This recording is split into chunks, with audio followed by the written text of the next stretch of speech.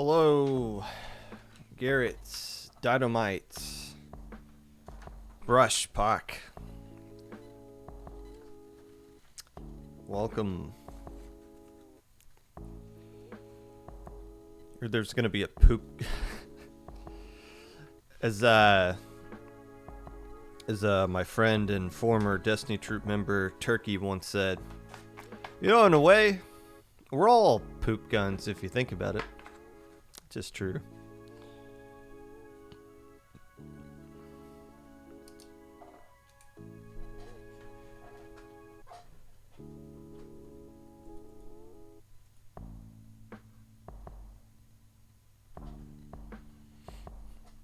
Gray Seal.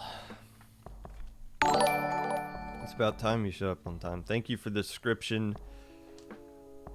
Battle Girl Dimples. Popcast forever? Nah. I'll die at some point. One of you is eventually going to kill me. One of you will eventually find my house and kill me. Like, that is... I'm convinced that's going to happen. At which point the Popcast will be done. Unless JPEG wants to take up the mantle. Keep it going in my memory.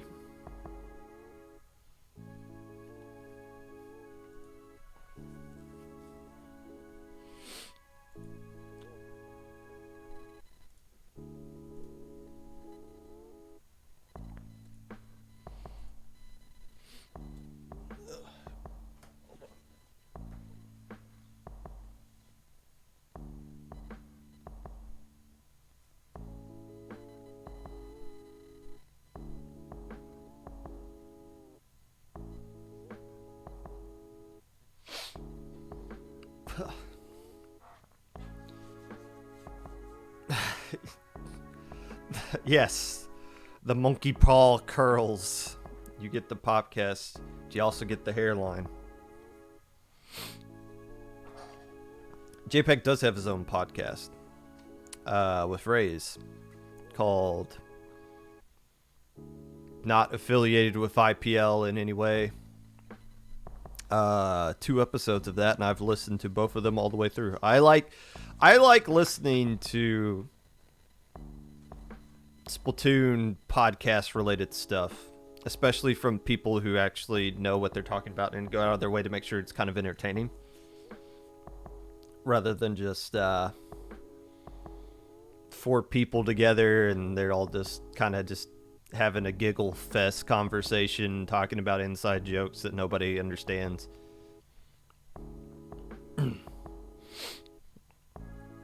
But like a podcast that focuses on Splatoon is actually structured.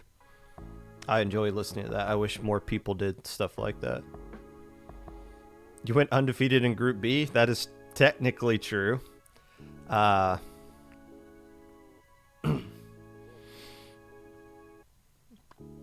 You also failed to defeat anybody, but I mean...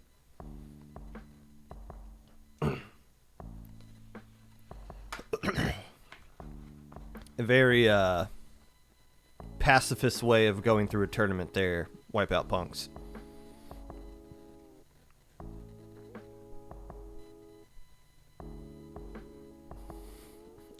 Zero zero still good in your... Hey, you miss 100% of the shots you don't take, which is kind of a stupid statement. You also don't miss any of the shots you don't take, so...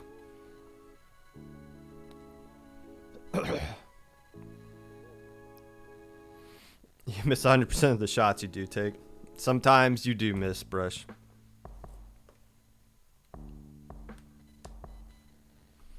Sometimes you do.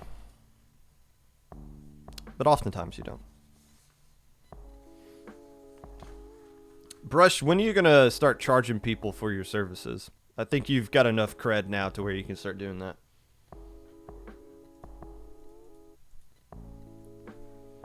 You've been paid in enough exposure. Now it's time to start getting that cheddar. Seeding teams is what's going to kill me? Nah, not this time around. This time around, I know what I'm doing. There's less teams, I think, this time around. The process doesn't seem so daunting anymore. I figured out a good system for myself of how, like, I personally seeded teams. So, not saying this is just going to be going through the motions, but it's going to be fine.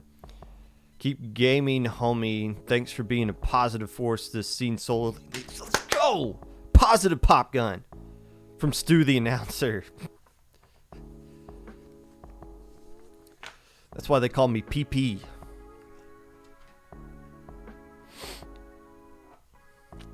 Also, Stu, I hear the state you're in right now is going to be seceding from the nation soon, so I guess you do need some positivity in your life.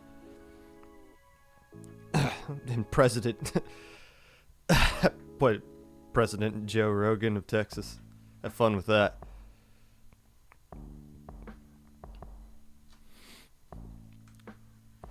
God, I didn't participate in FLUTI seating.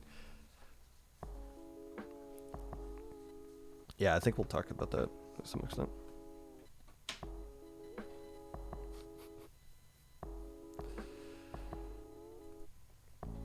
I think we're talking about stuff today.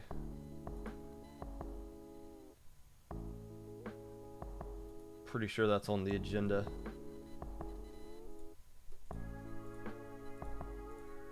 If my PC doesn't crash, it's been crashing randomly due to overheating at times.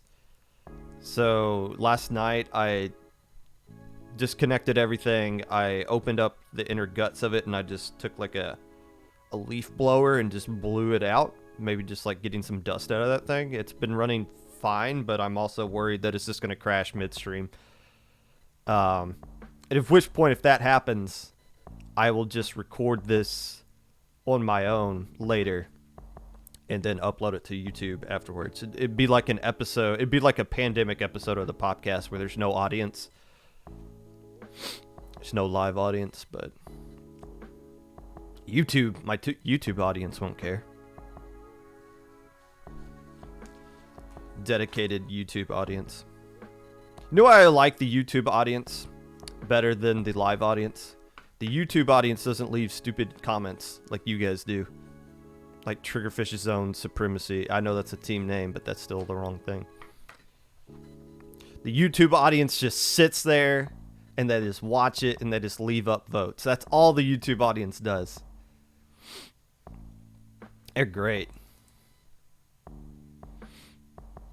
Not that I don't appreciate you guys that come out live, but hell, maybe most of you that come out live, maybe my Twitch audience is also my YouTube audience. Maybe you guys just like watching the content both times, whatever.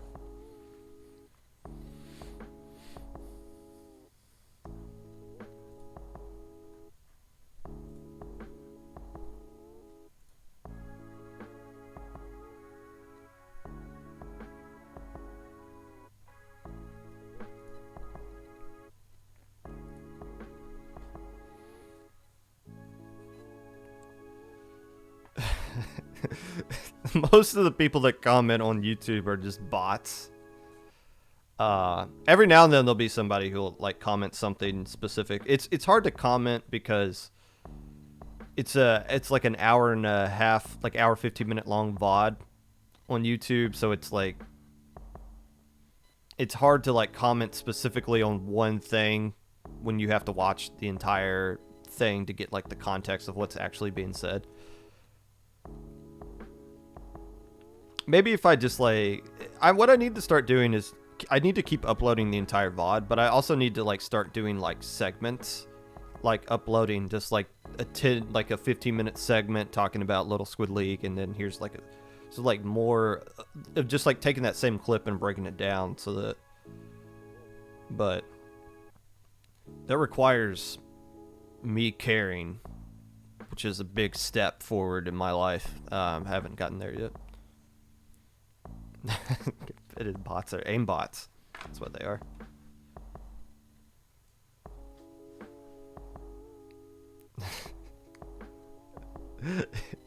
Go back and watch the chat. The another problem is I don't always pay attention to chat live because I really can't. I'll get thrown off. Sometimes I do. Sometimes like I'll see a comment and I'll like acknowledge it. But most of the time I'm like in the middle of like going through something here, I kind of just stick to this so that I don't get off track or something like that. I'm not good enough to pay attention to my script, I guess my notes and chat at the same time and incorporate them both together. So most of the time I'll go back and watch a podcast to actually look and see what people are actually saying in chat. Which is weird. There was one time I said something about it didn't matter what Rising Stars did because they didn't win low ink, and some people took that out of context in chat, but I didn't catch it, so I couldn't literally like clarify it live what I meant by that statement. So yeah, there were some times where I probably should pay attention to chat so that I can just kind of like clarify, like the message that I'm trying to send can't be misinterpreted any kind of way. But that is life. 82 episodes of this thing. We'll figure it out eventually. Unless I don't.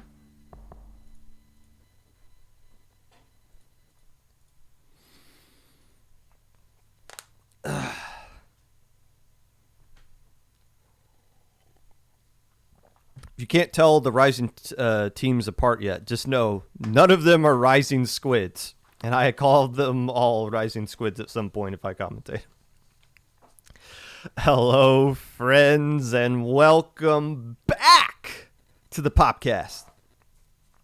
Whenever you're listening to this, whether it be live or a VOD, Twitch or YouTube, or Spotify. While you're worrying if your FLUTI results will ban you from the upcoming low ink, showing up to your FLUTI set an hour early because you forgot about the time change, throwing attorney sets because the Animal Crossing DLC came out earlier than expected, whatever it is that you're doing right now, I appreciate you taking the time out of your day to listen to this. Unless I don't. There is a... Look, I know a lot of things you guys don't know. And I'll just say this. There are a ton of things that are be going on from this week through January. Like every single weekend, there's something. A lot of stuff's already been announced, right? Like High Ink got announced last week.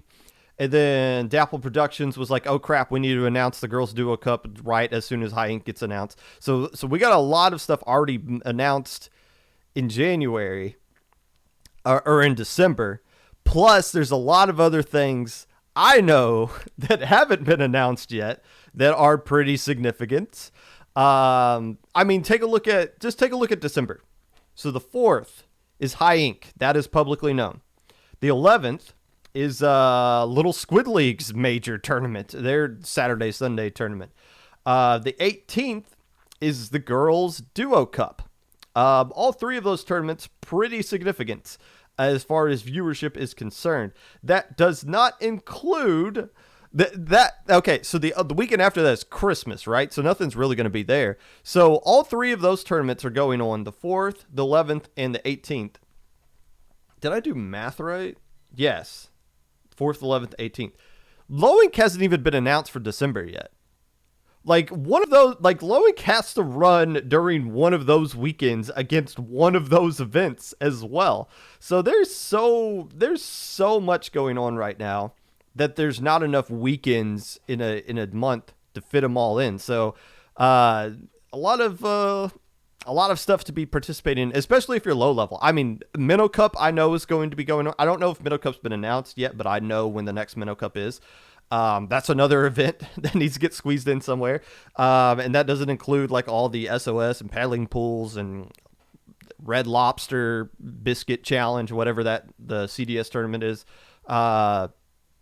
a lot of stuff going on. Here's what I did. So I sat down and looked at what I'm going to be talking about and how far in advance, like, I have the topic for the Popcast already figured out. Because I've spoken publicly several times. There's Sunday night, and I'm just sitting here writing my notes, and I'm like, I have no idea what the heck I'm going to talk about for an hour tomorrow.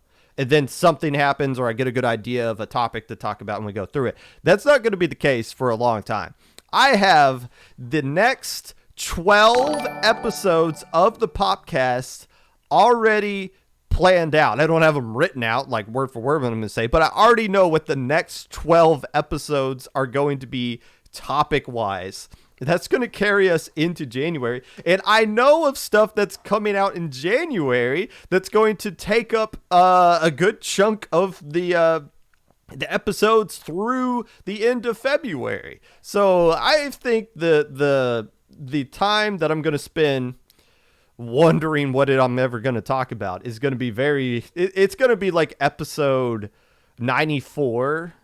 And then the other 6 after that, I'm sure, are going to be figured out pretty soon. So we're going to get to episode 100, cookies and juice, just sailing here. And it's mostly going to be us talking about tournament results, which is what I love talking about. I hate when I get on here and sound like Mr. Rogers and preach about things because the community is full of morons of all age range. So the fact that we get to talk about actual tournament results, what you guys do and what you guys accomplish, is awesome. So I'm excited, unless I'm not. Today, well, actually, no, we're still covering some news. Before we get into December, January, November still has some events going on. Launch Day tournament is taking place this upcoming weekend. You can only use weapons and abilities that were available when the game was first launched. I don't have all of those things at the top of my head, but no main power-up. You can't do the point sensor or cold-blooded bomb defense because that wasn't a thing. It was just cold-blooded and just bomb defense, and so you can't use that. Yeah, that's this weekend. So make sure to sign up for that if you're interested in. I am commentating day one. I don't know who I'm commentating with, but there's several other people who are doing the day one that are really good as well. I should point out, I don't know if Cannon listens to this or not, but man, Cannon's been a new commentator. They've been commentating exclusively with Fern. I really like that duo. I was always worried about those two together because we want to at least present the idea that we're family friendly, but those two together have been cookies and juice, been dynamite. So it's been awesome seeing those two, and Cannon's commentating day one of that event. I'm excited to hear that guy do some more stuff commentary wise. Also, Low Ink is next week. So, this is that awkward Low Ink where LUTI divs are going to come out over the weekend, and everyone's going to be in help desk. Oh, am I banned from Low Ink? We have no idea. I'll tell you this right now. We got to wait and see what the LUTI divs are, and then the bar will probably get shifted. And I'm not going to announce anything because I don't know anything, both on LUTI's side right now or the Low Ink side right now. What I've told people that are verifying was just pretend FLUTI doesn't exist. Like FLUTI didn't happen. Just verify that like that didn't happen this week. And then next week we'll go back and correct things once everything kind of comes out. So I don't anticipate us DMing anybody, hey, you're banned this week for anything like that. So we're just going to wait and see ourselves. So don't ask. This is just the preemptive. Don't go to help desk. Ooh, am I banned? And it's just like, bruh, I don't know. I do not know. There's so many things that need to get figured out this week. Today, however, we're going to be talking about Little Squid League 16, which was a monster tournament that happened the last weekend, as well as FLUTI, which happened yesterday, and a bunch of other tournaments happened. I don't know how many total tournaments I'm recapping, but the vast majority of what we're talking about today is recapping tournaments from teams literally at the bottom all the way up to wherever the hell Rising Matrix is right now because they won Div A. So a lot of teams we're going to be covering here today on the Popcast. I thought about talking about FLUTI first and then Little Squid League second, But there was a lot of teams that popped off in FLUTI that also played in Little Squid League. It would have been weird to talk about them in that kind of like reverse order context. So we're just going to go in order of how things happened: Saturday and then Sunday. So we'll just talk about it the way I want to do it. If you guys don't like it, you're already here. What else are you going to do? It's Monday. But first, Little Squid League 16. I am going to say this right now. I'm going to say it knowing full well that IPL has a fantastic production staff, the best production staff probably in the entire scene, and has overlays that are constantly praised across the entire community. In my opinion, Little Squid League has the best overlay, the best stream of any tournament we have in this scene, bar none. I think it's the best. You could probably argue it might be too busy because like the in between screens, it's showing like other scores of other games that are going on. There's a lot of information, shows the commentators there and all this other stuff.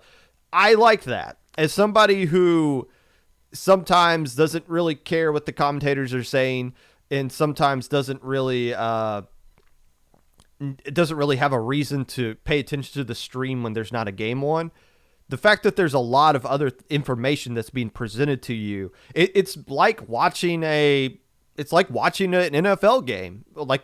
When they're just like at a commercial break or something and they're still showing information at the bottom of the screen or other things to keep you interested, to not just kind of walk away. There's something there to keep you interested.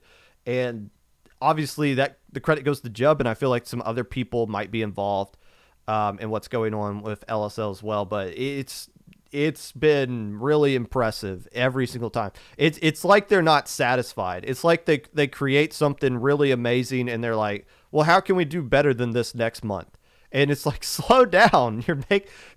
Like some tournament overlays are just something that like some schmuck made in OBS, just like the quick overlay.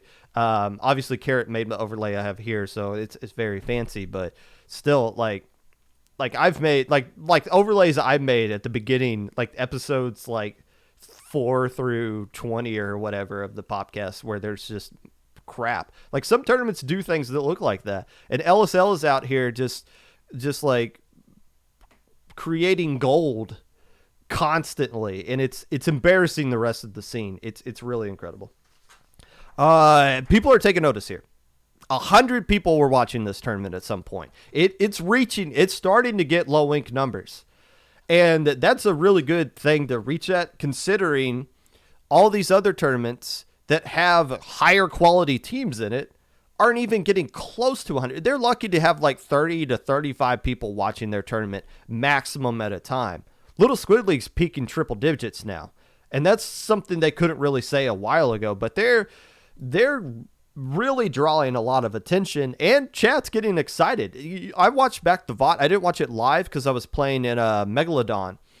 But I was watching it back live. A lot of people were popping off in chat, and it wasn't just people like bogging down the chat spamming Tukey, which is kind of hilarious, but also if you're a team watching that back, it kind of sucks that like attention is being taken away from your gameplay and instead going to a team that has something absolutely nothing to do with anything that's actually going on stream. So that it's refreshing, honestly, does not see that kind of crap in that chat and people actually just getting excited about what's happening on stream.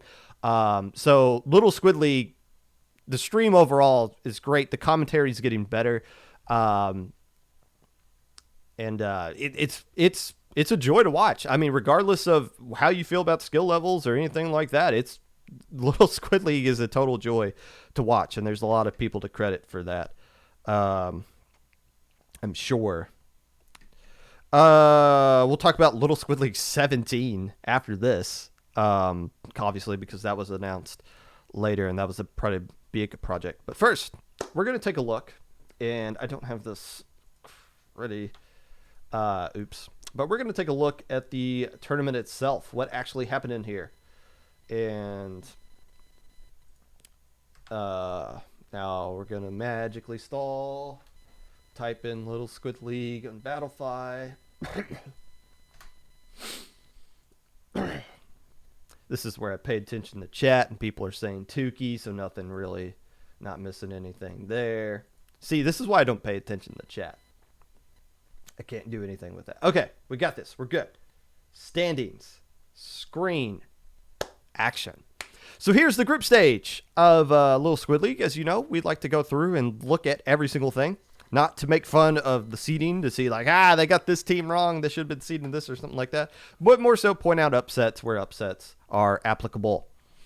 First off, Group A. Hidden Radiance of the Twilight. Unfortunately, this was the last tournament they played in.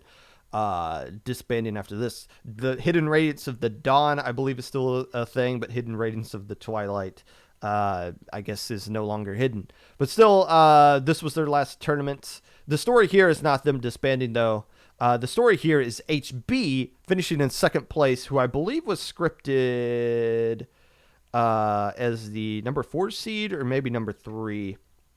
I didn't really put that down. No, Uwa was number 2 seed going to here 3-0. But this HB team able to take a spot from Hook, Line, and Sinker, a team that has been playing pretty consistently in these Little Squid League tournaments. Hook, Line, and Sinker went 0-3 in their group last time. So they were able to get a win here. I believe they did some damage in Silver Bracket as well. But still, HB, this is the real story here, as we're trying to have a positive spin to things. Able to go 2-1 in this group and secure a spot into Top Cut. Group B. Inked. We're going to be talking about Inked a lot today. Not just in Little Squid League, but for what they did in FLUTI as well. Going 3-0 in this group here. It wasn't easy, though. The team that finished in the last cake, they actually took a game off these guys. So it wasn't just the total curb stomp here. Interestingly enough, Squid Killers is another team we're going to be talking about a lot. Another one of those teams that just had a good weekend altogether. Going 2-1 here. Just unfortunate for them. They were stuck in the group with the team that ended up winning this whole tournament in Inked. A team I predicted to win the tournament, by the way. So 2 really strong teams here that we find out. And Squid Killers, obviously, we'll talk more about them later. Group C. This was basically chalk. As you see here, Pop-Off Besties, 3rd seed, finished 3rd.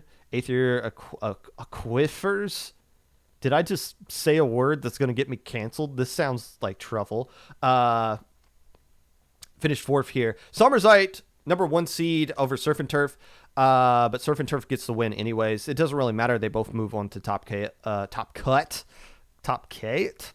But so it kind of worked out anyways. And this was a close match, 2-1, just going into the favor of Surf and Turf. You like to see 2-1 results. And it's always weird because 2-1 result could mean it was a really close match, or the team won the first 2 and then just kind of threw game 3, because personal win percentage, I don't think really matters at all in group stage, if I'm not mistaken. It's been a while since I looked at tiebreakers for groups. Because I'm still trying to figure out how they work for Swiss.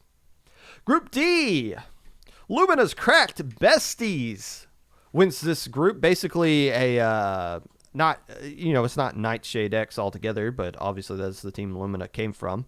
I couldn't do some quick research on the other teams because, the other players on this team, because, they didn't put their names in the team name. Obviously, this is Lumina's team and Lumina's Besties. Otherwise, they would have got top billing with Lumina as well.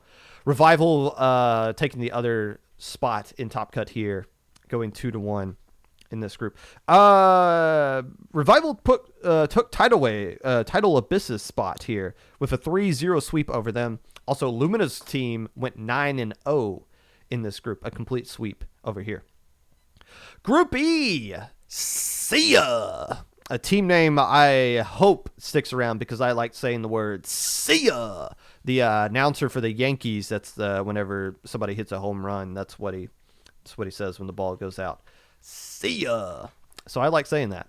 So I'm glad that they're actually pretty good too. And it doesn't surprise me that they're this good. Sia was on stream in Low Ink playing against Rising Tide. They lost to them 1-2, but it was a close 1-2 set. We haven't really seen... I don't think they did particularly well in that Low Ink. So now that they found themselves in this little Squid League tournament, going 3-0 in this group, getting a win against all these other teams, it's good. And I believe they popped off a little bit in Top Cut as well. Ink in the System was able to steal a spot from the number 1 seed Apex, going 2-1 in this set against them. So Ink in the System moving up, saying, we'll take that other spot if you don't mind. Group F, Hidden Radiance of the Dawn. Apparently is stronger than Radiance at Twilight. How all these teams are hidden, I have no idea. We see them. And when you go 3-0, we'll keep an eye on you as well, especially when you get a win over the Bamboo Dragons. This is Group F that we're looking at here. Number 1 and number 2 were correct. It was a 2-1 for Hidden Radiance of the Dawn over the Bamboo Dragons, which was on stream. Back and forth, went to a game 3 with something on the line, and just Hidden Radiance just kind of dominated game 3 at Splat Zone Shipyard there. Over a veteran Bamboo Dragon team that's been playing a lot of Little Squid League. So good set win. It just gave them number 1 seed over Bamboo Dragons. Both teams were moving on to Top Cut anyways, but it's still good to see that these sets are close between these groups. It's not just an automatic dub across the board. The Pumpkin Gang, with gang being in all capital letters, taking a page out of Access Denied's book and yelling at people with their team name.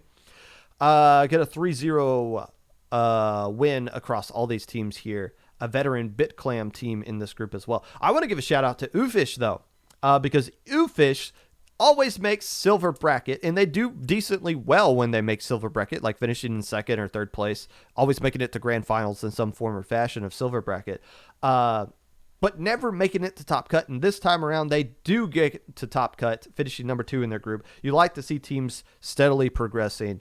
Pumpkin Gang did sweep this group though, I believe, going 9-0. Group H and I. One thing I do want to point out about this, you had to win this group to move on to Top Cut. 2 and 3 seeds moved down to silver bracket. So the teams had to go undefeated. Murder Inc. able to do that in Group H. And a win as scripted.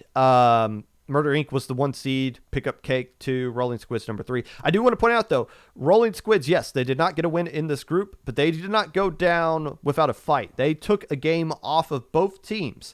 The game against Murder Inc. was on stream, and it did go to game 3 with something on the line, but ultimately just couldn't get the win over either one of those teams. But still, at least taking a game off of each one of them. This was a competitive group of 3 teams, so worked out nicely there.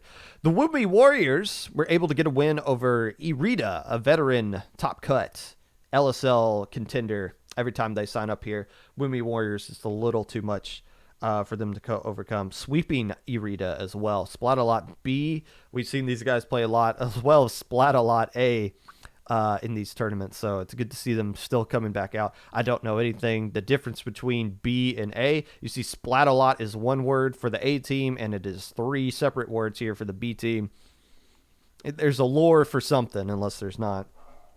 One thing I want to point out about the group stage here, no circles of suck this time around. With group stage, there's always that awkward 3 teams going 2-1 or 3 teams going 1-2, and who gets the tiebreaker and who goes to help desk to complain about the tiebreaker. That didn't happen here at all. Literally everything 3-0, 2-1, 1-2, and if applicable 0-3. So hey, that's nice seeding wise. That's good for it's less headaches for TOs that nobody can complain about anything because, well, if you wanted to get into Top Cut, just win your games, forehead. And teams did that, and the teams that fell to Silver Bracket didn't. But as you guys know, with Silver Bracket, it is an opportunity to show that you that you are probably still good, that you didn't really deserve to be down in this spot, even if you've landed down there. Good teams prove that they don't belong, and that's exactly what happened here. Irida, again, a usual LSL contender when they sign up here, fall to silver bracket, getting a couple of nice wins before finishing in third place, getting the win over Hidden Radiance of the Twilight, not of the Dawn, who did put up some good results themselves. Look at them go into a game 3 in round 1 winning, game 5 round 2 and winning, losing this one here in a game 5, but a very scrappy end to the Hidden Radiance of the Twilight's run themselves. But the two teams we want to talk about here exclusively are the teams that finished in the grand finals here. For the Calamari, let's start with Apex first, the team that won. And again, if you recall, I said they were a number 1 seed in their group. Well, this is what happens. When you're a number 1 seed in your group, you're not supposed to be here. You prove you're not supposed to be here, and they took care of business winning this entire group, never going to a game 5 or a game 7, taking care of business in either game 4 or 2 or 6. So Apex kind of showed, might not be the bracket they wanted to win, but it's still a little bit of redemption for them. For Calamari Crew, however, this is the real story here that you want to pay attention to. The Calamari Crew comes from the Nintendo Tournament, and I try to keep an eye on teams that come exclusively from Nintendo Tournament because that's how we get a lot of new blood injected into the community.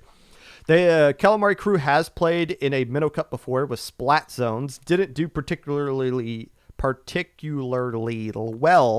in that tournament, finishing 32 out of 37 teams that didn't drop in that tournament.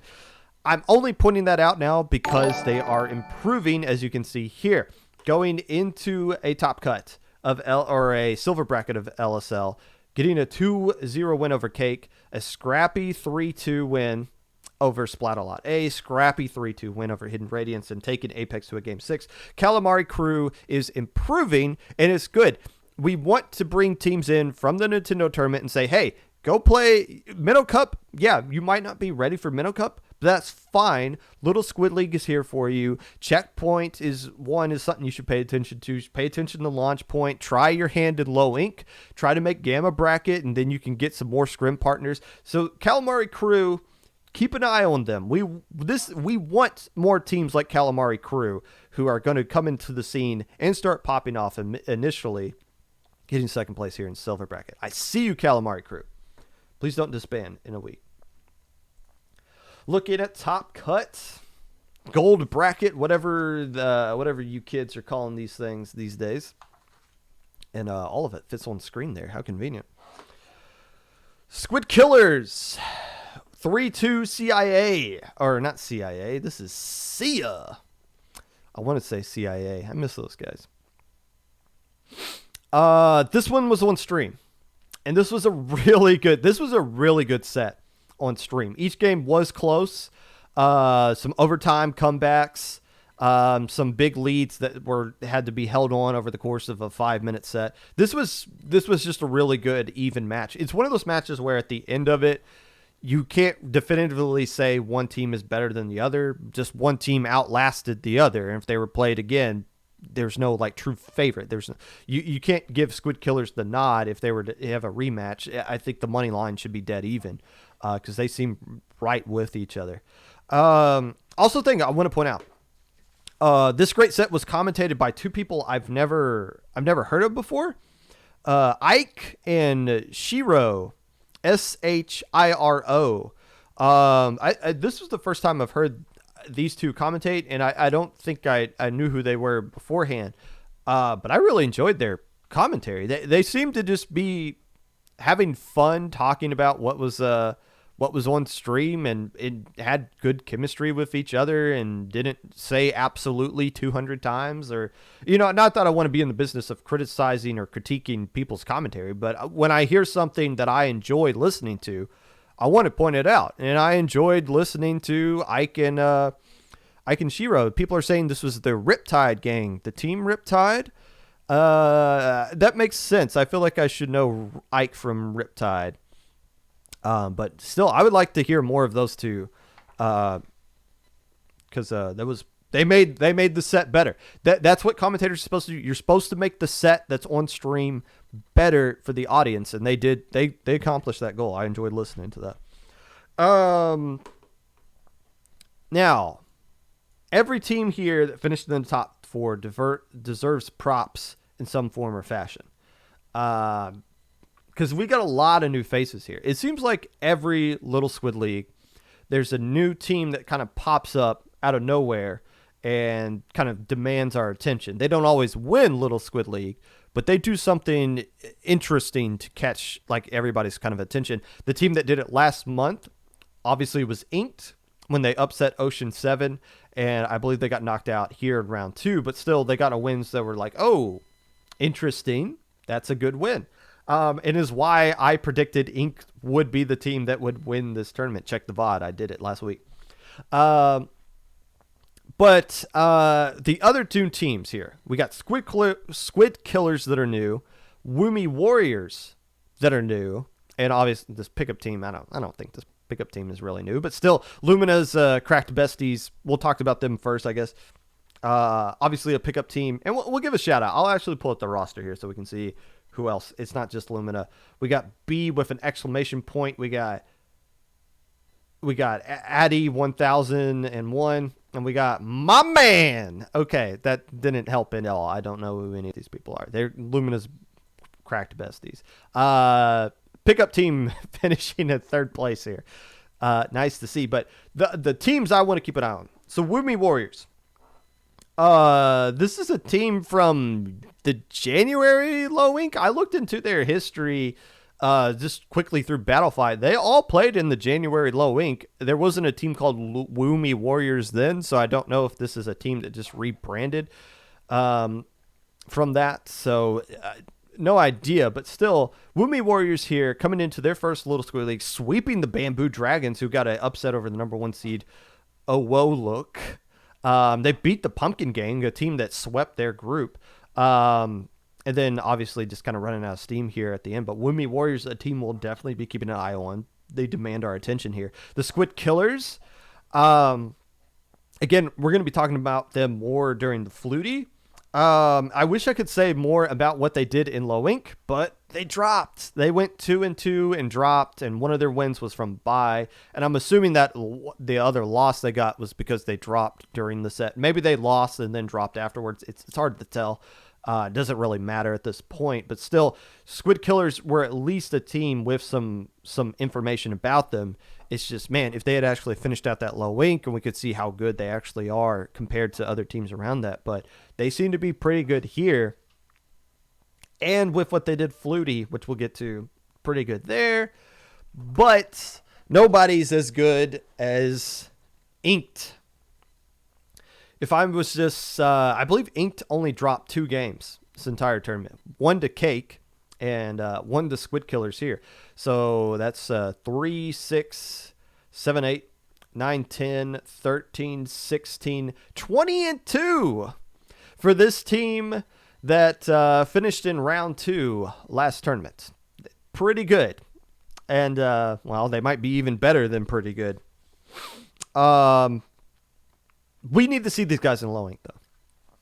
I mean, I say that about every team that wins Little Squid League, because it's just, when you win Little Squid League, you finish all over the place in Low Ink. You go to Alpha Bracket, you fail to make Gamma. Like, it's almost untranslatable. But Inked seems like a really strong team. They seem like one of the more stronger teams we've had come out of here, probably since Legato. Or maybe Mahi Mahi Monsoon. Inked looks pretty good. We'll keep an eye on them, and we'll talk more about them later. However, after the end of this tournament, it was announced on Twitter, Little Squid League 17 was going to take place on December 11th and 12th. And this isn't your grandpa's Little Squid League. I don't know. Are they calling this Big Squid League? I see the word big used a lot. I also think it's just Little Squid League 17. But whatever you want to call it, it's a major. It really is. It is a low-level major, for sure. 2 days tournament. Ladder into single elim on day 1. Day 2 is a top 16 double elim. So day 2 is basically like Loink's day 2. Ladder into single elim. Why I don't get what the single elim is for after the ladder stage on this. And this is interesting. I'm genuinely curious how this is going to go, because I said last week you couldn't do ladder on Battlefy. I guess that is not the case now. I guess Battlefy now has ladder live for everybody. Hopefully it goes smoothly and well. But I'm genuinely curious. I'm watching this from a TO perspective to see how the ladder actually works. But I think it's a cool format. It's just, I don't know. It's always kind of glitchy from here on out. So we'll keep an eye on, see how that actually works. The prize pool is what kind of caught my eye initially. $250 is the starting prize pool for this tournament. That's great. That's awesome. And I haven't seen anybody complain on Twitter about, low levels getting prize with the money should go somewhere else. No, stop. We're not going to have that conversation again. And it seems like nobody's really had that. The only things I've seen people say about Little Squid League from players that are banned from Little Squid League is that, wow, the production of this trailer is really awesome. This looks like a cool event. That's all we should be saying. It looks like a cool event. I'll say this, though. The one tournament, the Loink we had last September, where it was the $200 prize pool, the one that Xanadu won. We had a lot of teams show up, sign up for this tournament, that it was their first time ever playing in any tournament. And then we did some digging, and we found out, oh, you just changed your name. You're actually a Div 1 team from last season trying to smurf into this tournament. There will be a lot of people trying to do that. I don't say that as it might happen. I'm saying as it will happen. That is a fact. So it's going to be a lot of work on the LSL crew, but I'm sure they got their verification stuff in check. I will say this, though, just as a general warning to anybody, smurfing into a tournament is against the code of conduct, and Splat Safety is functioning as intended now. That is not a secret. So if you guys try to sneak into a tournament, they can report you to Splat Safety, and you can get punished for that.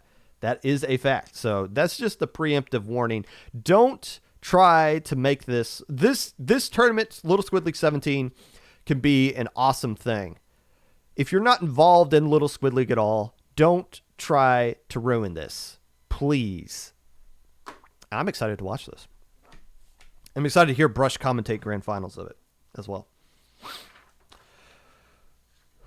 With that being said, we'll keep an eye on Little Squid League 17 in a couple of months, or a couple of weeks, I should say. Well, I guess it's still a month away and some change.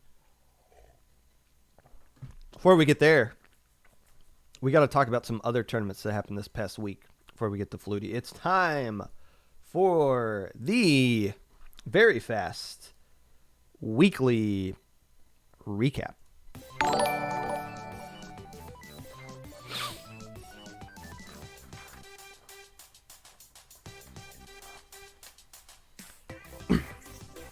Nintendo announced a date for their Final Four tournament that happened, that's going to take place randomly when they just took all the winners from the previous tournaments, and didn't tell any of them about that at the time when the tournaments were actually happening, but have now decided that all four of those teams are going to be moving on to play a Final Four tournament. It was announced that Elite Four has been disqualified, and Good Morning is taking their spots. So yay! Hey, I can't believe that took 3 months of them figuring this out. Like, we caught we caught them. The Scooby-Doo gang caught the criminals. We called the police. We brought the police in and said, here they are. We caught them. They were cheating this whole time. And the police just looked at them and said, hey, we owe you a gaming chair. Here you go. Have fun in this tournament. Invite you. Like, no. So whoever had to slap Nintendo in the face to say, wake up, dummies. Thank you. Because now Elite Four is not there and Good Morning is in. Is it really going to make that big of a difference? No, it's going to be Starburst versus not FT winning grand finals. That's just going to be a fact. Clip it, but still, at least that date was set. It's going to be this Saturday. It's the same day as the launch day tournament. Now, the launch day tournament is a 2-day event. The Nintendo one is a 1-day event. So they're going to be running at the same time, which is totally fine, because the Sunday grand finals of Launch Point is not going to be interrupted by the Nintendo thing at all, unless you were a team that wanted to play in both.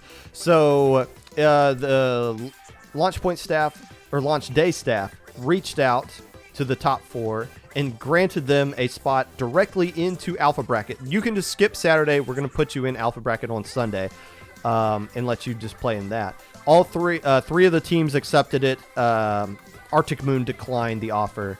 So there you go. That's an interesting case study. There's been a lot of times where it's like, why do we have Starburst and FT Win play against teams on Saturday of a 2-day tournament? Like, they're just going to 3-0. They're just going to 3-0 everybody. Like, do we really need to do this? Now, yes, you do. But if certain situations call for it to where you can just skip those certain teams and just plant them into grand finals or top cut or whatever, I don't have an issue with that. I mean, if I don't have to pointlessly play them on Saturday, I'm all for it. Launch Point Draft Cup number 7 got announced on their podcast yesterday. This tournament is a little bit different. It caters to a huge portion of mid-level, actually. Div 3 and below are going to be allowed into this Launch Point Draft Cup. Now, what is Div 3 going to look like next week? I have no idea. I don't think anybody does at this point, so that we'll figure out that when we cross that bridge. Here's my thought, though, is who in Div 3 is actually going to play in this? How many people are going to make Div 3 and then see the words Launch Point Draft Cup and think, well, I'm not going to play in that because it's Launch Point. I should be in +3. I shouldn't be playing with people on Launch Point. It's that stigma, I think, that a lot of people are going to unfortunately feed into. It's kind of like what SAC had to deal with, Splatoon amateur circuit. Well, I'm not an amateur, so I'm too good to be playing in the Splatoon amateur circuit. You dummy. We're all amateurs. Ain't none of us playing this game professionally. Every single one of us are amateurs. That's not what that term means, but people see the stigma and like, oh, little squid league. I'm not a little squid. I'm a big squid. I'm too good to play in that. It's like, all right, fine, whatever. Regardless, Launch Point Draft Cup or Launch Point in general, still trying to find ways to reinvent themselves. And we'll keep an eye on who wants to play in this. I also want to point out, Launch Point's been around long enough to where their graduates are in Div 3. And their graduates are in +3. I don't know if they have anybody in +2 that started out in Launch Point, but their Launch Point's been around long enough to where it's growing players high up into the scene, and they're only going to get more future graduates in +3 and +2 as time goes on. So that will help with the stigma. But the people that have, like the old guard that has just been sitting at the top of +3, sitting on their butts doing nothing, in +2 and all this stuff, they'll eventually get phased out by the new mid-level that is starting to grow here. SOS number 47 took place on Wednesday. I Don't Mind beat Midnight, taking first place overall in this tournament. Twice took third in this tournament. The roster for I Don't Mind IDM was Hinlo, Omar, Yoshi, Synops, and used a very run-and-gun style comp, very Hanron-ish comp here of just basically like triple, sometimes quad shooter. I think one of their comps, the longest range weapon they had was an N-Zap. What has more range, an N-Zap or a splatter shot, or is it pretty much the same? But they won with that, a lot of speed, a lot of aggression. Midnight just couldn't really handle it, as did anybody else that played in that tournament. Hammerhead won by Sirius. If you needed any implication as to why they got banned from Low Ink, they're pretty good. Mako Bracket won by Nap Time. And Lantern Bracket won by Left Profile Pitcher Supremacy. Megalodon Cup took place on Saturday. Was won by A pickup team that had Eclipse, Miner, Banana Man, Cobalt, and Pez Pop on it. Second place went to L'Enfant Terrible. I just completely butchered it. I did take French in college, and my professor said that you couldn't Google Translate your way to an A in that class. So I was like, all right, I'm just going to take a B and Google Translate my way to that. And I did, and it worked out. B's get degrees. Regardless, this name translates roughly to terrible children or whatever. Made up of Phoenix, Anger, Medi, and DJ Valis. Some scrub-ass team Destiny troops took third place in this tournament. Shout-outs to Sir Skit, the newest troop that we got here. I used to get a medal of some sort in the first tournament with our new trooper. Rainmaker only for this tournament. How do you do a Rainmaker only tournament when only 6, maybe 7 maps are legit competitively viable for a Rainmaker? Well, you have a bunch of crappy maps that are in there as well, which is fine. You can't complain about playing crappy maps in a Rainmaker only tournament. But man, I forgot how horrible Rainmaker Piranha Pit was. The Kansas City Chiefs got a 13-7 win over an Aaron Rodgers-less Green Bay Packers. Jordan Love getting the start there. The Rams somehow failed to beat the freaking Tennessee Titans, even though they didn't have Derrick Henry at home. But life goes on. Unless it doesn't. And that was your weekly recap. Sponsored by whoever decided that yesterday should be 25 hours long. I'm all for 25-hour long days. That sucks that we get that day that's 23 hours long, but that's past Pop Gun that had to deal with that. Current Pop Gun gets to deal with the joy of waking up feeling like, oh, it's late, and then it's like, oh, wait, I'm waking up an hour early. This is awesome. I can go back to bed. I like 25-hour days. Let's do more of those.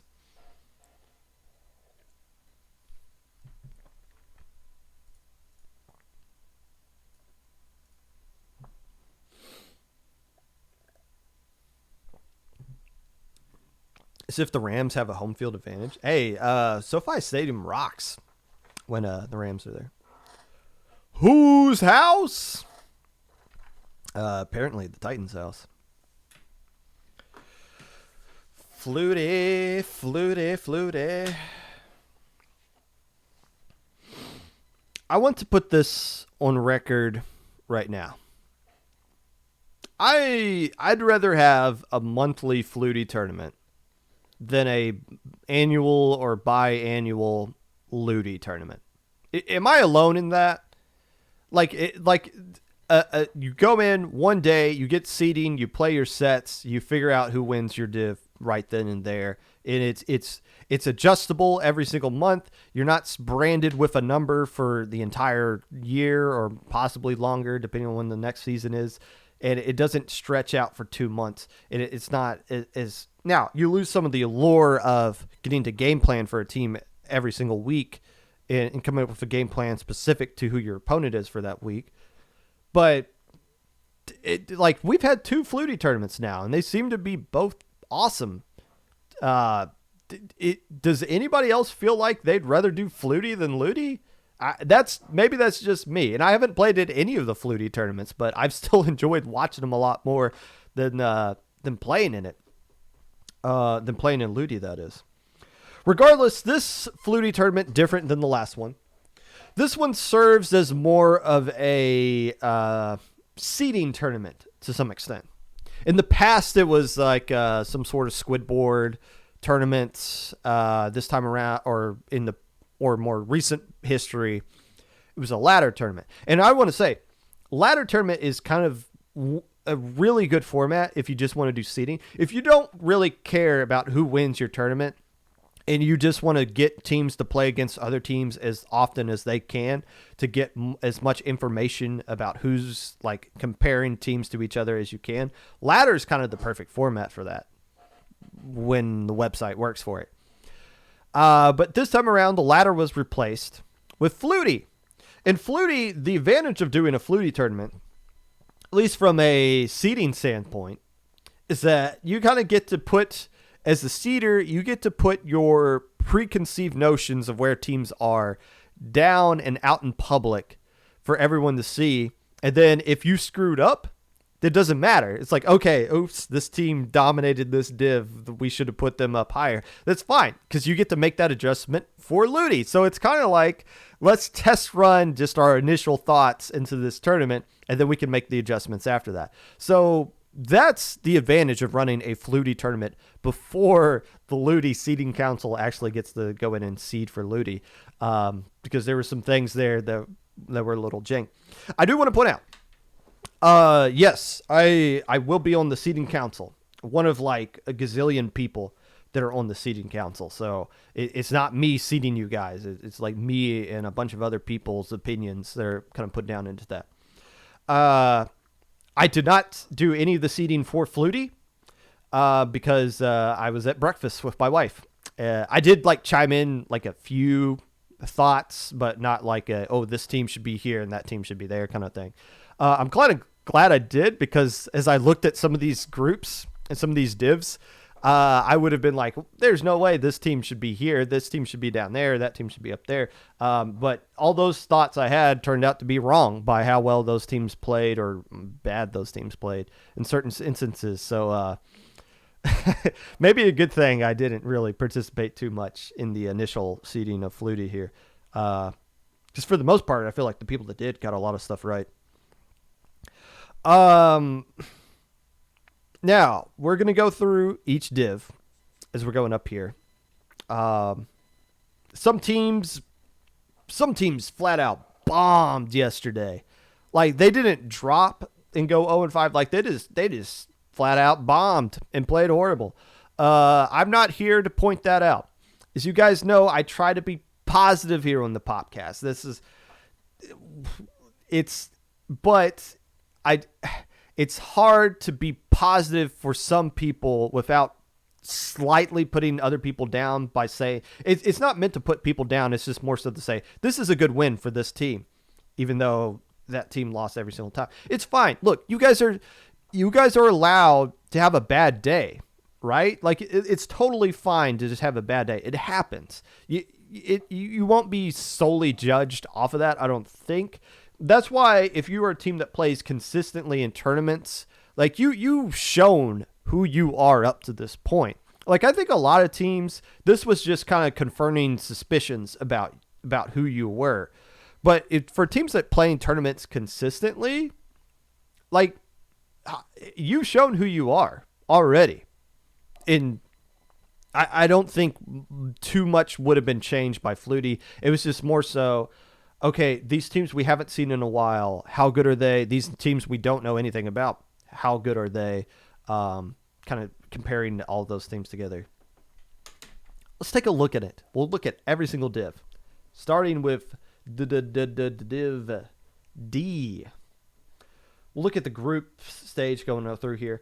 Now, there's a lot of, if you just look at this, there's a lot of interesting things. I think this is play all 5. But sometimes you'll get like this one, like this one only went 3 games and this one only went 4. I wonder if there's just like a time limit. These two only went 3. This whole set only went 3. So I don't really know. I didn't pay attention to the tournament live as it was happening. But it looked like it was playoff 5 at some point and then just kind of switched to wherever possible. Playoff 5 unless time ran out. Well, why do you guys take so much time to play these sets? My goodness. It shouldn't be taking that much time. In Div D, though, the story here, of course, is going to be this team right here. Unlucky. And this is the beauty of doing this tournament, FLUTI tournament, because Unlucky is the team that would have been unlucky enough to end up in Div 8, and they would have ripped Div 8 apart. They would have absolutely destroyed it. In this tournament, they did not drop a single game in Div D. I believe I got them going 28-0, which doesn't include a win they got because of an opponent dropped. So 28-0 was this unlucky team. Now, the name, sometimes when you're just seeding for FLUTI, all you got is a team name. nobody's ever played in a tournament named Unlucky. If they did, it's not somebody we've really recognized. But when you look at the roster, and I saw them tweet out the roster last night, you realize, oh, this is basically an Evening Chicken reincarnation here. I recognize Player X because Player X played with me during the SAC All-Star Tournament that we finished in second place in. So Player X was pretty cool. I believe they went by Cool Sauce back when they were Evening Chickens, but I know Yoshell played for the Chickens as well. Leah and Modupe. And I think, did one of them play at McDonald's or something like that? I don't know. I saw some tweet about one of their players was at a McDonald's, or one of their opponents was at McDonald's or something. That's hilarious. That reminds me of when Kami from Luau played the grand final set of Low Inc. in their college lobby, college dorm lobby. Wherever you can get internet, baby, just win games. It doesn't have to be pretty. Regardless, though, this is the beauty of this. Now we know who Unlucky is. We know they're good, and we know they're a lot better than all these other teams. What div are they going to get? I don't know. Don't ask, because I have no idea, and nobody does either. But we do at least know we can't put them in Div 8, which is where they probably would have ended up unless we actually did a deep dive into each individual player on the thing. And when you have 250 teams, this doesn't happen. That's why Citrus ended up in Div 5 last season, because they were Tonkin, but then they switched their name to use a team that wasn't particularly good in Citrus, and then we just assumed that was the same Citrus, and no, it was Tonkin. Okay, if you guys want to get a good div, you need to help yourselves out. If this were mostly Evening Chickens, and they just used the name Evening Chickens, they wouldn't end up here. They would not. They would be in like Div B or Div C or something like that. But because they switched their name, and we don't have time to look into who Unlucky is, you get Div D, baby, and that sucks for them and everybody else here. Teams that actually do have some recognition, though. Squid Killers, I talked about them in Low Inc. Little Squid League, finished in second place. Finished in third place here. Barely losing a game 7 to Overflow. So very impressive here. Squid Killers kind of picking up where they left off and kept things going forward. Snowfall, another team probably should be in like the Div C category. I think a lot of people don't know Snowfall because they did really well. They finished like 5-1 in that Low Inc, but they didn't last month, but they dropped for Saturday. This is the team that got Rising Stars into Alpha Bracket because they dropped like 2 minutes right before. So Snowfall, a pretty good team in their own right. Not as good as the Fighting Unlucky team here, but still Snowfall kind of proved they dropped one game to Squid Killers. I would assume they lit up their group as well. Snowfall, that team dropped 5-0, 5-0, 3-2. Ice Cubes. Snowfall and Ice Cubes trying to melt each other here, but then another 5-0 there. How good did Ice Cubes do? Ice Cubes finished in second place in that group as well. So a lot of, I think, more information. With the seeding council, you usually got a lot of people that have opinions on Div X and Div 1 and Div 2, but the vast majority of people don't pay attention to like Div like 5 through 8. That's when they're like, I have no idea who these teams are, which is great because I do. But having this Div 8 as it played out as it did will help a lot of other seeding people recognize what's going on in these lower divs here. Not as much as what happened in Div C, though. And let's talk about this one, because this essentially was like the Low Inc. This was like Alpha Bracket down to like Gamma Bracket teams that were in this div across the board. Ink Bashers, Sleepy Seals, Vaporwave, Inner Radiance of Dawn, Leg, TR Esports. I remember these guys. I remember they were like Div 5 or Div 6. I don't think they really they might have played in one Low Inc, but still. Illumini, Bamboo Dragons, Luma Stars, Ocean 7, Sekas Naga, whoever these guys are, ItApp, Inked, Access Denied. I mean, look, this is Alpha Bracket Death Group right here. You got the Pirates, you got Access Denied, Inked, ITAP, Outcast Ninjas, Intimidation Factor, I think they just had a bad day. It happens. Who cares? They'll bounce back for sure. But still, like, this is a like everybody knows who all these teams are. Like all these teams are well known in the scene. It's just an absolute group of death right here. And look, you see, it was two teams tied at the top. You got these two teams going 1-3-2. Who's the team that beat ITAP here? They struggled against the Pirates got them 3-2. And then, yeah, you see like how many like 3-2 matches are in the set or 4-1s. A lot of really close, scrappy wins for a lot of teams here. That is definitely the group of death here. But you also got a lot of other things. I didn't talk about Lumistars. I should have talked about Lumistars back last week or last month in Low Ink because they did go 6-0 in their Swiss group. They didn't do particularly well on Saturday. I just failed to mention them, not because of anything. I just forgot about them. So I owe Lumistars an apology. They did really good in Low Ink, going 6-0 on Saturday. 5-0 in this group against the Ocean 7 team, a Sekis Naga team that is traditionally good. Sonaria, I'm assuming is took their only loss to the Lumistars 4-1 there. Yeah, so Lumistars is a good team in their own right. They finished second place here. Leg, obviously, being a strong team, being consistent here. And all these guys here. Ink Bashers. Man, these guys were in like a little Squid League a couple months ago. Look at them going 5-0 in this group here. And this isn't a group to sneeze at. Sleeping Seal's really good. Vaporwave is inconsistent, but can be good at times. Vivace, I believe, made Alpha Bracket or like a beta bracket team. I remember them being on stream and Low Ink. So not a cakewalk group at all for the Ink Bashers. Good for them to go 5-0. But for the final stage here, this is what we're going to look at here. Look who made it. The team that won Little Squid League the day before this tournament went into Group or Div C and finished in 4th place. Beat Ink Bashers, I guess technically upset them. Fell to the Lumistars, an Alpha Bracket team. Took a game off of Lay, lost to them. Another Alpha Bracket team. So where do you put Inked? Like, is Inked a top 10 team going into the next Low Ink? I mean, it'd be nice if they got more wins against these teams. Maybe not because they can't beat these.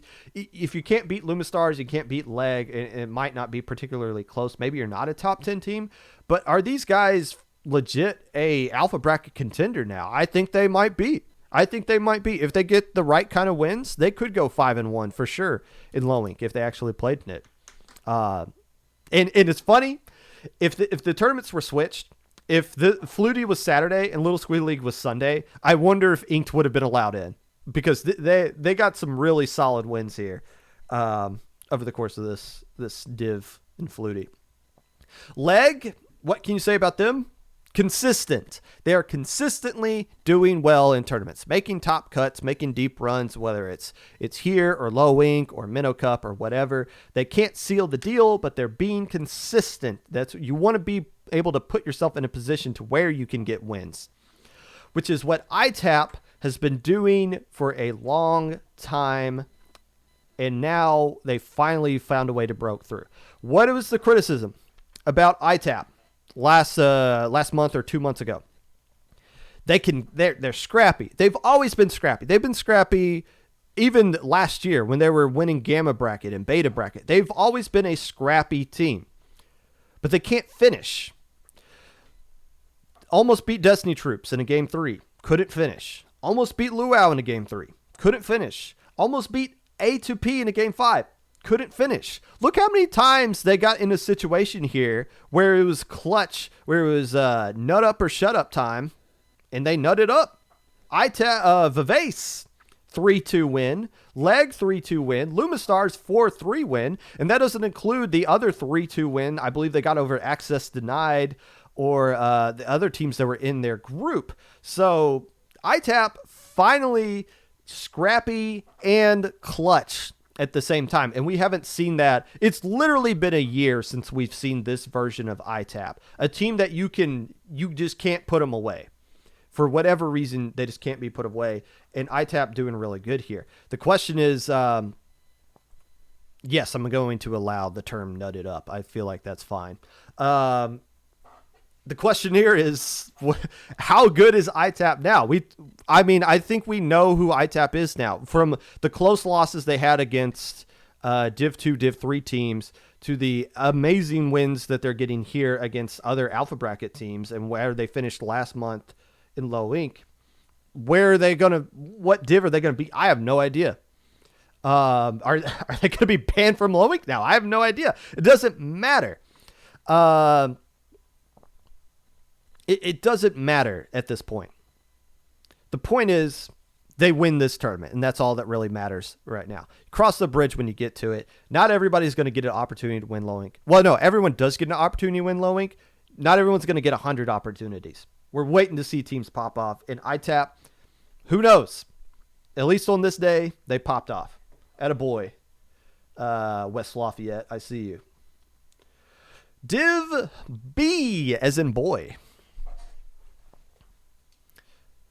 All this is if Div C was basically low ink, this is basically high ink. And Synergy obviously upset that they didn't get the invite. Fair enough though. But this is basically high ink caliber teams that are in this group here. Synergy, Assault, and you know there's still some low ink team like the Sentinels, the Demon Hunters, and this is the div where if I was seeding, I would have been more boisterous about things that would have been incorrect. Syntopia obviously deserving a spot here, going 4-1. I wouldn't have an issue with them. My point would have been, why is BLT here?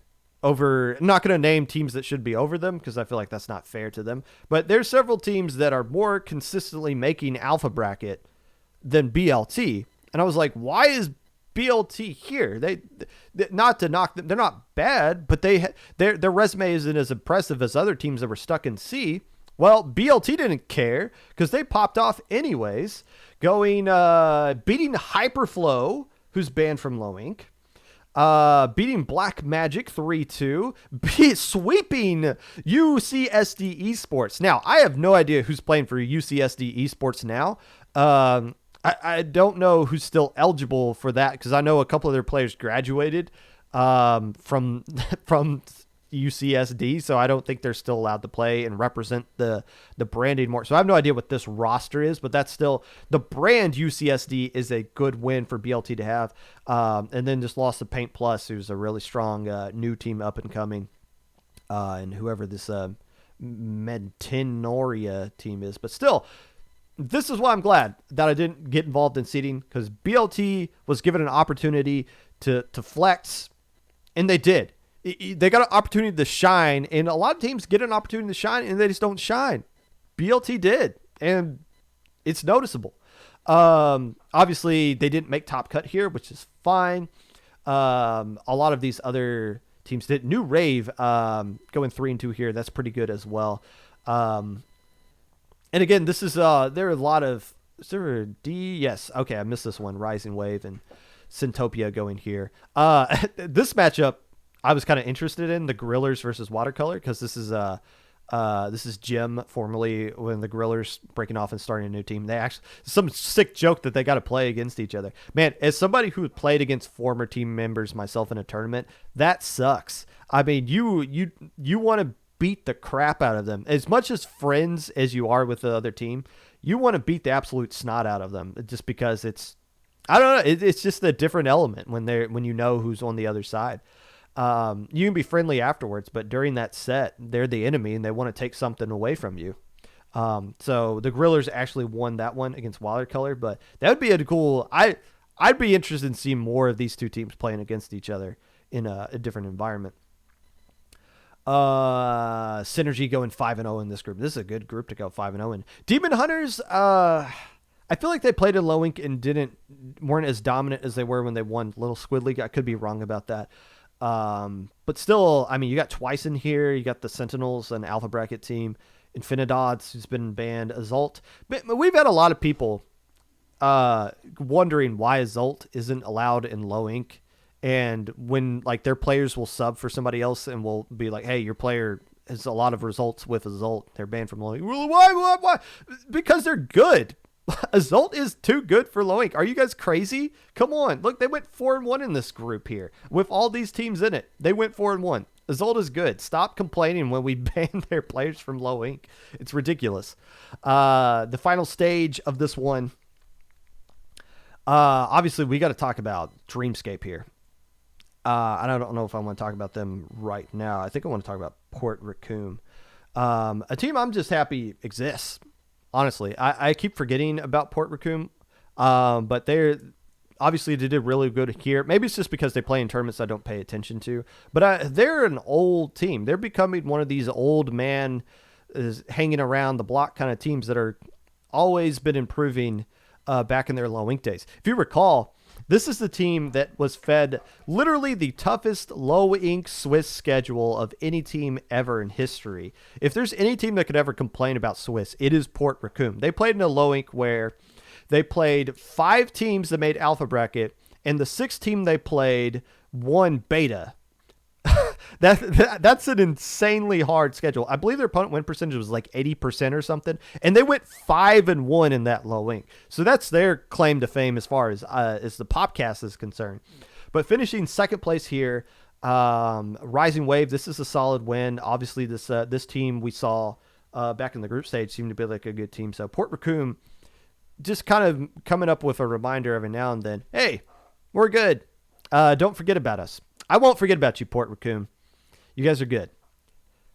Not as good as Dreamscape, though. Here's what Dreamscape's been doing recently. I believe this was a Div 4 team, and they won Div 4 from the American side. And it was either Div 4 or Div 5. They won a Div last season. They played in Super Jump, made Gamma Bracket, and they won that. Now they're in Div B, and they win Div B. Every time, I've only seen them play 3 times, and they've probably been playing more than that, but I've only looked at them 3 times. They've win every tournament that I've seen them play in, or at least they win the bracket they get put in every time I see them play in it. These guys are good, and I know they have added Prosper recently from that Pursuit team that won low ink back in August.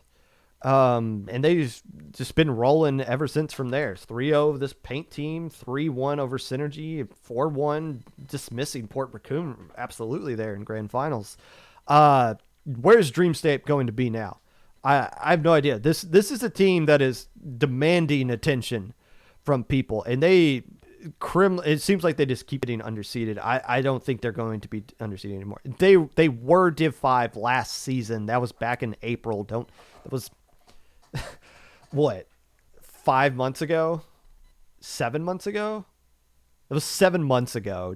They were Div 5, but obviously they're not Div 5 anymore. You can't win. You can't like connect a letter div to a number div. But I guarantee you Dreamscape is way better than anybody could assume a Div 5 team should be. Where they're going to end up, I don't know. But they're going to end up pretty high for sure. I mean, they kind of demand it with their results here. Last, but certainly not least, Div A. Where would you compare this div? I don't know. Maybe you could say this is like the Div 1 to Div 2, lower end of Div 3 area, or higher end of Div 3 area. The thing about this is, this isn't Div X. None of these teams that played in this div, which only had 3 groups in it, it was a little bit smaller than the others. None of these teams were Div X last season. I thought the Root were, but I looked up, they were a Div 1 team. I mean, you got some other Div 1 teams as well, but I want to point out, just because you do really good in this Div A doesn't mean you're a lock for Div X. Keep in mind, Arctic Moon won the seeding tournament last season, the latter one. Arctic Moon ended up in Div 1. That's because all the Div X teams were like, there's no reason for us to play in this tournament. We only play in tournaments where there's a prize at the end of it. We know we're going to get Div X, and there's no prize here, so why are we going to play in it? So this is more like a Div 1 category, but don't just automatically assume whoever wins these or does really well here is a lock for Div X, because a lot of those teams signed up for FLUTI and just didn't touch this one because there was no need for them to do it. Regardless, this team, I'm not even going to try. The Landier, the Team Land went 5-0 in this group. Tempest, are they back? I'm not sure. I remember Tempest. They were Div 3 like 2 seasons ago. But still, Michelin Heroes constantly improving. How old are Michelin Heroes? These guys have been playing for such a long time. And you got some other teams. The team that won has been winning some tournaments or finishing well in tournaments as a pickup group. I announced them during the weekly recap because they won the Megalodon Cup pretty comfortably in the Rainmaker, but a little bit too strong of a teams here. This other group B, Narwhal Gaming, another one of these old teams that just continually kind of shows up every now and then and dominates, reminds people how good they really are. Okay, that's not the same Tempest roster I know. That's a completely different Tempest team. Thank you, Magic. I was thinking of like Bear and of Corey, that Tempest team, but that's completely, again, that was like over a year ago, so maybe it's just that they just borrowed the name. Other than Narwhal Gaming, who beat Narwhal? Was it Tukey that beat him? No. Who beat Narwhal? Snowpoint beat him 5-0? Is that accurate? That's quite a beatdown from a team that finished in fourth place due to tiebreakers over Narwhal Gaming, who did really well. Okay, so there you go. You know, it might not be where you ended up in the standings, but more so who you beat. You don't have to. This is a quality win for Snowpoint over there. Summit, man, Summit's been going up and down the mountain lately. This is a good result for them. This is a climbing back up the mountain where they were.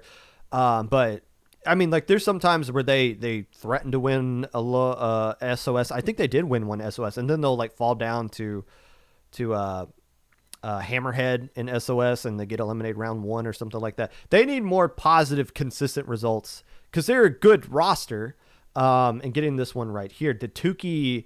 I'm assuming Tukey beat them in just a close set. Yeah. Tukey, man, as much they become a meme now, which isn't really fair to them. But Tukey has been Tukey is a team. I think they've won more Hammerhead brackets than there's been SOS available. They have. It's like they win another Hammerhead bracket and they're like, okay, we don't have room in the trophy case for this. Let's just throw out the last one we won, put this new one in there. But it seems like they finally turned the corner. I know they kind of revamped their roster a little bit. I think they added Joe, formerly of Citrus, and not crediting Joe for being the improvement there, but still a new roster can help kind of revitalize things. And it seems like Tukey has finally turned the corner and they're not a meme now. They're an actual legit team. A contender here. I'll look and see what they did in Top Cut here. This is the group C. Here's where you have one of these circle of sucks here. The Root, Rising Matrix, and Jester plus Zon Inc. So this Jester, I believe, is a new team.